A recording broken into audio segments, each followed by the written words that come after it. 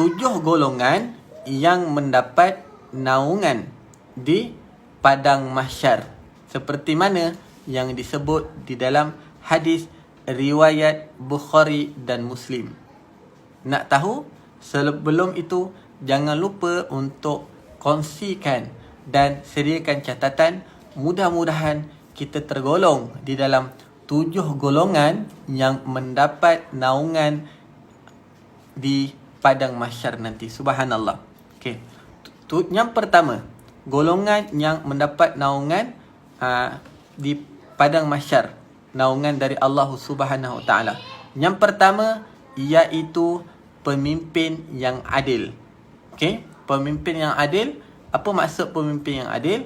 Iaitu pemimpin, tidak kira sama ada pemimpin sebesar-besar pemimpin ataupun sekecil-kecil pemimpin. Okey. Kullukum ra'u wa kullukum mas'ulun. Kita semua adalah pemimpin. Kita akan dipertanggungjawabkan dengan apa yang kita pimpin. Kita pimpin keluarga kita, kita pimpin adik-beradik kita, kita pimpin anak-anak kita. Okay? Semuanya akan dipertanggungjawabkan. Pertama, pemimpin yang adil. Apa maksud adil? Adil itu bila mana kita meletakkan sesuatu pada tempatnya. Okay.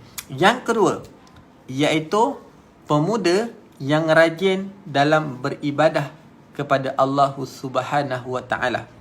Okay. Sebaik-baik pemuda, orang muda adalah orang yang berperwatakan seperti orang tua. Matangnya, cara fikirnya, cara pandangnya, dan seburuk-buruk orang tua adalah orang yang wataknya seperti orang muda. Okay, mudah-mudahan kita tergolong dalam golongan yang hatinya sentiasa beribadah kepada Allah. Okay. Yang ketiga, iaitu seorang yang mana hatinya sentiasa terpaut ke rumah Allah, terpaut ke masjid. Yang mana hati dia kalau tak datang masjid, kalau tak datang surau, dia rasa sedih, rasa meruntum. Sekarang siapa yang nak pergi masjid ataupun surau, masih dah boleh dibuka untuk kita sama-sama mengimarahkan rumah Allah Subhanahu Wa Taala. Mudah-mudahan. Yang keempat, 2 orang yang saling mencintai di jalan Allah, keduanya berkumpul kerana Allah dan berpisah kerana Allah. Yang mana bertemu kerana Allah, okey, dan berpisah kerana Allah. Subhanallah. Okey, yang mana dia bertemu untuk mengingati Allah dan berpisah kerana Allah dan bertemu kembali kerana Allah. Mudah-mudahan kita jumpa erat silaturahim, saling mendoakan, saling memberikan kebaikan, berkongsi kebaikan kerana Allah. Mudah-mudahan ini adalah salah satu dari golongan yang mendapat naungan Allah. Siapa lagi? Iaitu seorang lelaki yang diajak berzina oleh seorang wanita yang mempunyai kedudukan yang cantik, lalu dia berkata, sesungguhnya aku takut pada Allah. Okey, sesungguhnya aku takut pada Allah. Inni akhafullah. Aku takut pada Allah. Seorang lelaki yang diuji, digoda oleh wanita, tetapi dia mengatakan aku takut pada Allah. Subhanallah. Perlu kekuatan iman yang mantap. Okey. Yang keenam, siapa?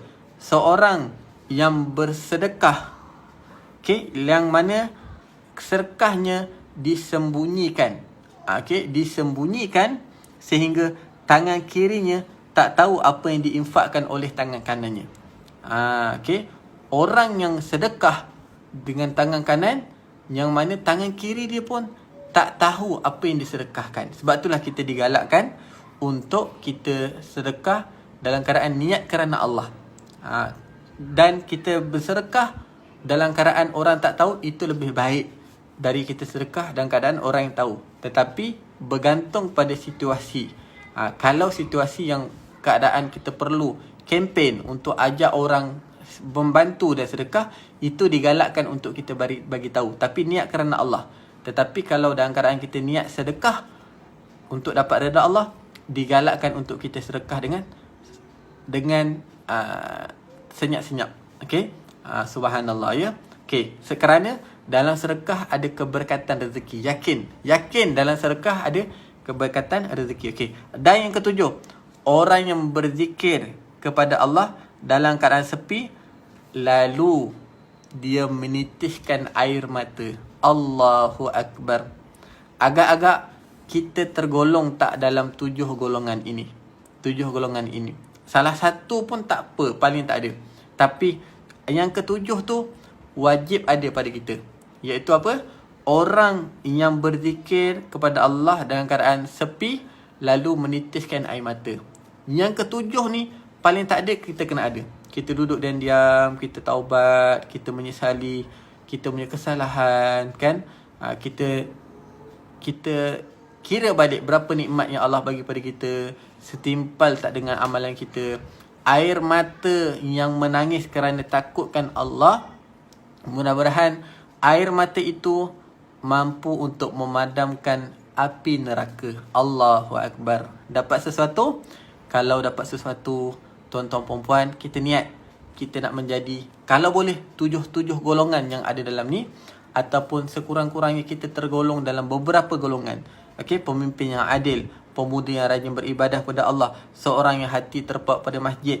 Okey, 2 orang yang bertemu pisah kerana Allah. Okey, seorang lelaki yang dia ajak berzina lalu tak nak berzina. Begitu juga perempuan yang dia ajak berzina, dia kata takut pada Allah. Okey, yang keenam, seorang yang sedekah tangan kanan, sedekah tangan kiri tak tahu. Dan ketujuh, orang yang duduk seorang-seorang, dia zikir sehingga air mata menitis. Masya-Allah.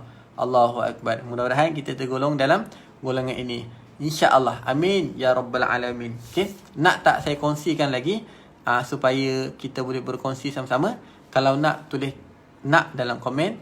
Dan terima kasih untuk setiap kongsi ataupun share anda. Mana tahu kita menyebabkan orang lain mendapat ataupun tergolong dalam 7 golongan ini. Amin ya rabbal alamin. Tahniah dan terbaik semua, insya-Allah.